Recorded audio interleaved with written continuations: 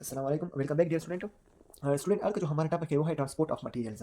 यानी अगर हम यानी हम सेल पढ़ रहे हैं, लाजमी बात है, तो वो transport of materials along the cells होंगे। अब सेल कवर किया हुआ होता है सेल मेम्ब्रेन ने, या सेल कवर किया होता है सेल वॉल ने। तो सेल के लिए जो न्यूट्रिएंट्स हैं, या सेल के लिए जो आयन्स, या सेल के लिए जो डिफरेंट टाइप्स ऑफ मॉलिक्यूल हो सकते हैं, या डिफरेंट टाइप्स ऑफ आयन हो सकते हैं, सोडियम आयन हो सकता है, पोटेशियम आयन हो सकता है, जो सेल की प्रोसेस के लिए यानी मेटाबॉलिक प्रोसेस जो सेल में होते हैं उसके लिए ज़रूरी होते हैं, तो उसकी ट्रांसपोर्टेशन हम पढ़ेंगे। फॉर एग्जांपल अगर सेल को सोडियम की ज़रूरत है, सेल जो प्रोसेस करता है यानी जो मेटाबॉलिक प्रोसेस करते हैं, या जो स्टिमुलस वगैरह है उसी में अगर आप उसको प्रोड्यूस करोगे तो उसमें सोडियम की ज़रूरत है। अब ये सोडियम हमने पढ़ा है ना। अब ये सेल वॉल है, ये हमारे पास सेल मेम्ब्रेन है। सेल वॉल जो है वो हमारे पास परमीएबल होता है, जबकि सेल मेम्ब्रेन वो हमारे पास सेमी परमीएबल होता है। अब इस ये तो बैरियर है ना, ये इसके लिए बैरियर है। अब ये बैरियर पहले सोडियम इस बैरियर को क्रॉस करेगा, यानी सेल वॉल। अगर हम प्लांट सेल की बात करेंगे, ये अगर ये प्लांट सेल है तो ये लाजमी बात है ये सेल वॉल होगा, और फिर सेल वॉल को क्रॉस करके ये सेल मेम्ब्रेन भी इसके लिए एक बैरियर है, यानी इसको भी क्रॉस करेगा, तब जाकर ये साइटोप्लाज्म में पहुंच जाएगा।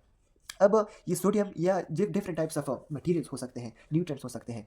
ग्लूकोज है, अगर आप ग्लूकोज की बात करो तो ये glucose outside outside the environment से इनसाइड टू द सेल किस तरह जाएगा, यानी एक्स्ट्रा सेलुलर। ये इंट्रा सेलुलर होते हैं, यानी जो एनवायरनमेंट जो सब्सटेंसेस इनसाइड द सेल होते हैं, जिसको सेल मेम्ब्रेन ने या सेल वॉल ने कवर किया हुआ होता है, तो उसको हम कहेंगे, उस एनवायरनमेंट को हम कहेंगे इंट्रा सेलुलर। अब जो एक्स्ट्रा सेलुलर है, यानी इस सेल के बाहर जो भी है, इस सेल के बाहर जो चीज़ें भी है, उस एनवायरनमेंट को हम क्या कहेंगे, उसको हम एक्स्ट्रा सेलुलर एनवायरनमेंट कहेंगे। यानी एक्स्ट्रा सेलुलर सेल से एक्स्ट्रा सेलुलर, यानी अब सेल से बाहर को हम इंट्रा सेलुलर यानी सेल के अंदर हम इसको किस तरह से लेकर जाते हैं, यानी इसको ट्रांसपोर्ट हम किस तरह करेंगे, वो आज हम इस टॉपिक में पढ़ेंगे। उसके लिए डिफरेंट प्रोसेसेस है, वो हर एक प्रोसेस पे हम एक वीडियो बना लेंगे। अब ये इसकी अगर हम डिफिनीशन की बात करें तो the movement of materials in and out of the cell according to the cell need, यानी सेल की मेटाबॉलिक प्रोसेस के लिए डिफरेंट। फॉर एग्जांपल अगर सेल हमारे पास हम क्या करता है, रिस्पायरेशन करता है। रिस्पायरेशन के नतीजे में हमारे पास क्या प्रोड्यूस होता है, एनर्जी प्रोड्यूस होती है। अब इस रिस्पायरेशन के लिए अगर हम बात करें तो इसके लिए क्या ज़रूरी है, ग्लूकोज ज़रूरी है। अब ग्लूकोज की जो डिग्रेडेशन है, अब सेल को ग्लूकोज की ज़रूरत है।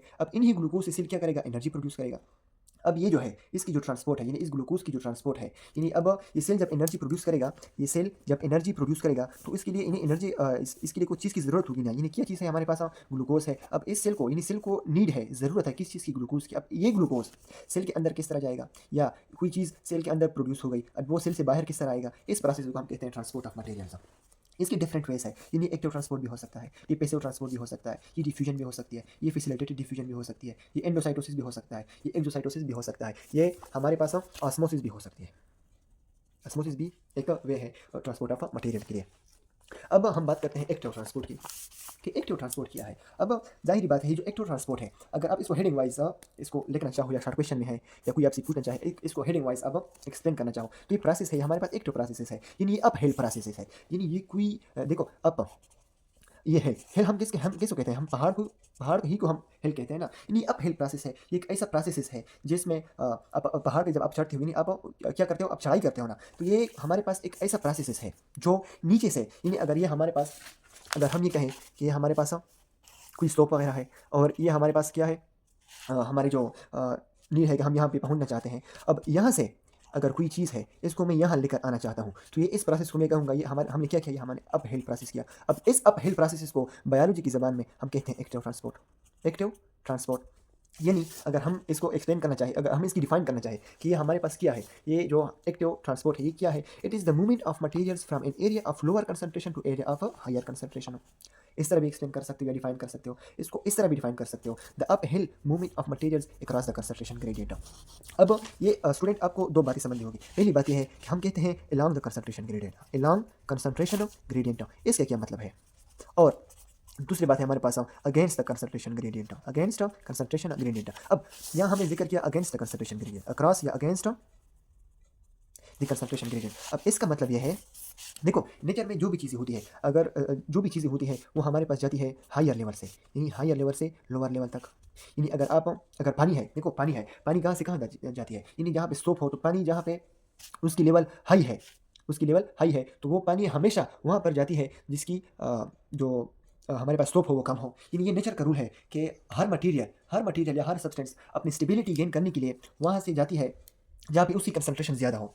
अगर मैं कहूँ कि हमारे पास ग्लास है, और इस ग्लास को मैंने भर दिया है, अब इसमें मैं ज़्यादा भरना चाहूँ, तो ये पानी जो है, इसमें मैं पानी ज़्यादा ऐड करना चाहूँ, तो ये पानी ग्लास से नीचे आएगी। क्यों? क्योंकि यहाँ पे इसकी जो कंसंट्रेशन है वो ग्लास की तो वॉल्यूम इतनी थी ना। अब अगर इसकी आप वॉल्यूम बढ़ाना चाहो तो वो तो इसमें नहीं आ सकती, इसलिए वो पानी इससे नीचे गिरेगी। इस तरह हर चीज़ मटेरियल जो है वो अपनी मकदार से जब जहाँ इसकी कंसंट्रेशन ज़्यादा हो तो वो वहाँ से स्टेबिलिटी गेन करने के लिए अपनी लोअर कंसंट्रेशन की तरफ जाती है। इस तरह ये भी एक्टिव ट्रांसपोर्ट में हम क्या कहते हैं, it is the movement of materials from an area of lower concentration to higher concentration. अब जो एक्टिव ट्रांसपोर्ट है यह हमने बात की कि हायर से लोअर जाती है, ये तो हमारे पास नेचर रूल्स है, ये हमारे पास नेचर्स की रूल है। अब ये वाला रूल जो अप्लाई होता है ये हम पढ़ेंगे पैसिव ट्रांसपोर्ट में, पैसिव ट्रांसपोर्ट में हम ये पढ़ेंगे, ये नेचर जो रूल है ये हम पैसिव ट्रांसपोर्ट में पढ़ेंगे। ये जो एक्टिव ट्रांसपोर्ट है ये हम पढ़ते हैं अगेंस्ट द नेचर, यानी अगेंस्ट द नेचर। अब जब आप नेचर के अगेंस्ट जाओगे, अब नेचर नेचर क्या करता है, नेचर हायर यानी ज़्यादा कंसंट्रेशन से या हायर स्टेबिलिटी गेन करने के लिए हायर जो हमारे पास स्पेस होती है वहाँ से लेकर जो लोअर जो हमारे पास क्या होती है स्पेस होती है वहाँ पे जाती है। अब ये तो हमारे पास नेचर रूल हुआ। अब अगर आप अगेंस्ट नेचर जाओगे, यानी अगर मैं यहाँ पे ये हमारे पास कोई स्लोप है, अब अगर फॉर एग्जाम्पल ये मैं एक स्टोन रख लेता हूँ, ये स्टोन है, इसको मैं इस स्लोप पे तो डायरेक्ट नहीं पहुँचा सकता ना, यानी इस स्टोन को मैं कुछ प्रोवाइड करूँगा। अब क्या प्रोवाइड करूँगा, इसको मैं पुश करूँगा या इसको मैं मोटर के ज़रिए भी लेकर जा सकता हूँ या किसी चीज़ पर बांध कर इसको मैं ऊपर की तरफ इसको भी पुश कर सकता हूँ। अब ये जो सेल जो है, सेल अगर आप लोअर कंसंट्रेशन हो, ये फॉर एग्जांपल ये हमारे पास अगर हम कहें कि हमारे पास क्या है, ये लोअर कंसंट्रेशन है, अगर हम ये कहें कि ये हायर कंसंट्रेशन है, अगर इसको मैं यहाँ से लेकर आऊँगा हायर कंसंट्रेशन तक तो मुझे किस चीज़ की ज़रूरत होती है। अगर हम बायोलॉजी में कहेंगे तो ये चीज़ जो है, ये जो यहाँ पे स्टोन को हम प्रोवाइड कर रहे थे, क्या प्रोवाइड कर रहे थे, पुश प्रोवाइड कर रहे थे। अब लेकिन बायोलॉजी में हम क्या कहेंगे, ये जो उसको पुश देता है वो क्या देता है, वो एटीपी देती है। एटीपी क्या है, ये एनर्जी है। अब हम ये कहते हैं कि जो हमारे पास एक्टिव ट्रांसपोर्ट है, it is the movement of material, यानी ये कुछ मटेरियल्स की वो मूवमेंट है from an area of lower concentration to higher concentration. यानी अगर ये हमारे पास बैरियर है, ये हमारे पास क्या है, बैरियर है। अब यहाँ पे कुछ समझो कि कुछ मटेरियल्स है जिसकी कंसंट्रेशन यहाँ पे हमारे पास क्या है, ज़्यादा है, और यहाँ पे उसकी कंसंट्रेशन हमारे पास क्या है, कम है। अब इस बैरियर को क्रॉस करने के लिए ये हमारे पास कुछ मटेरियल है और ये भी ये यहाँ पे पड़े हैं। अब यहाँ पे तो ज़्यादा है, अब लेकिन इसको मैं यहाँ से यहाँ लेकर आऊँगा तब मुझे ज़रूरत पड़ेगी कुछ इसको पुश करने के लिए। लेकिन बायोलॉजी में हम कहते हैं एक्टिव ट्रांसपोर्ट में कि इसको अगर मैं ये बैरियर इस पर क्रॉस करना चाहूँ तो इसको मैं क्या दूंगा, इसको मैंने पुश किया ना तो ये इसने इस बैरियर को क्रॉस किया, यहाँ पे इसकी कंसंट्रेशन क्या है, ज़्यादा है। अब आप समझो कि हमारे पास भी पेन है, अगर हमने क्या किया, हमने इसको पुश किया। लेकिन बायोलॉजी में हम क्या करते हैं कि जो यहाँ इसी कंसंट्रेशन यहाँ एक है ना तो यहाँ दो है। अब बायोलॉजी में इसको हमारे पास एनर्जी की ज़रूरत होती है ताकि इसको पुश कर सके, और वो एनर्जी हम क्या कहते हैं, हम एटीपी कहते हैं। यानी एक्टिव ट्रांसपोर्ट हमारे पास एक ऐसा प्रोसेस है जिसमें हम एटीपी इस्तेमाल करते हैं ताकि हमारे पास जो मटीरियल है वो लोअर कंसंट्रेशन से लेकर हम हायर कंसंट्रेशन तक इसको पहुँचा सके। अब एक्सप्लेनेशन में अगर हम क्या कहेंगे, अब यूज़ ऑफ एटीपी है, it use is the energy currency that is ATP, यानी ये एटीपी यूज़ करता है ताकि हमारे पास ये लोअर कंसंट्रेशन से ज़्यादा कंसंट्रेशन तक पहुंच जाए। अब ये जो बात है, यानी ये लाजमी बात है। अगर हम सेल की बात करते हैं तो हमने सेल मेम्ब्रेन को ही अगर एनिमल सेल की बात करें तो वहाँ तो हमारे पास जो बैरियर होगा वो सेल मेम्ब्रेन होगा। अब इसने इस सेल मेम्ब्रेन को क्रॉस करना है, अब इसने सेल मेम्ब्रेन को किस तरह क्रॉस करना है, यानी कुदरत ने अब इस सेल मेम्ब्रेन में इसके लिए डिफरेंट पाथ्स बनाए हैं ताकि इस पे ये जा सके एनर्जी को यूज़ करके। इधर मैंने लिखा है कि they are transported by carrier proteins present in cell membrane, यानी सेल मेम्ब्रेन में है। सेल मेम्ब्रेन के स्ट्रक्चर हमने डिटेल के साथ हमने सेल मेम्ब्रेन पे एक वीडियो बनाई थी, उसमें हमने कहा था कि उसमें प्रोटीन भी होते हैं, उसमें लिपिड्स भी होते हैं, उसमें कार्बोहाइड्रेट्स होते हैं। लेकिन इस सेल मेम्ब्रेन में कुछ कैरियर प्रोटीन भी होते हैं जो क्या करते हैं, जो एक्टिव ट्रांसपोर्टेशन के लिए यानी एटीपी को यूज़ करके वो एक्टिव ट्रांसपोर्ट के काम आते हैं। अगर हम characteristics of the active transport अगर हम पढ़ना चाहें तो कैरेक्टरिस्टिक्स क्या है, सबसे पहले कैरेक्टरिस्टिक तो एक्टिव ट्रांसपोर्ट की है कि इट इज़ इसके लिए क्या है, इसके लिए एनर्जी रिक्वायरमेंट है, यानी it uses ATP for their processing, यानी ये एटीपी यूज़ करती है, इसके लिए एनर्जी की रिक्वायरमेंट ज़रूरी है। अब कंसंट्रेशन ग्रेडियंट ये हमेशा जाती है अगेंस्ट द कंसंट्रेशन ग्रेडियंट, ये हमने कहा था कि अगेंस्ट जो एक्टिव प्रोसेस है ये अगेंस्ट द नेचर रूल है, यानी जो नेचर रूल है वो अलॉन्ग द कंसंट्रेशन ग्रेडियंट है, यानी वो वहाँ से जाती है जहाँ पे इसकी कंसंट्रेशन ज़्यादा हो। जहाँ पे फॉर एग्जाम्पल ये हमारे पास हो 6 मालिक्यूल्स गैस मालिक्यूल्स है और यहाँ पे हमारे पास 1 है, ये टोटल वॉल्यूम है। अब ये यहाँ पे ज़्यादा है तो नेचर कहता है, नेचर हमें क्या कहता है कि ये मालिक्यूल यहाँ पर आ जाएंगे ताकि स्टेबल हो जाएंगे। यहाँ से कितने आ जाएंगे, 4 आ गए तो 4 यहाँ पे भी बच जाएंगे, यानी यहाँ पे हमारे पास के कितने बने, 4 बने। अगर इसको मैं ऐड करना चाहूँ ताकि इसको स्टेबल कर सके, और यह भी 4 तो इसको ये मिटाए, ये यहाँ पर आ गए ये मॉलिक्यूल। अब ये क्या, ये स्टेबल है। नेचर हमें कहता है कि हमारे पास जहाँ पे कंसंट्रेशन जिस चीज़ की भी ज़्यादा हो तो वो वहाँ से कोशिश करती है अपनी स्टेबिलिटी गेन करने के लिए उस जगह पर जाते हैं जहाँ पे इसकी कंसंट्रेशन इसकी मकदार कम हो।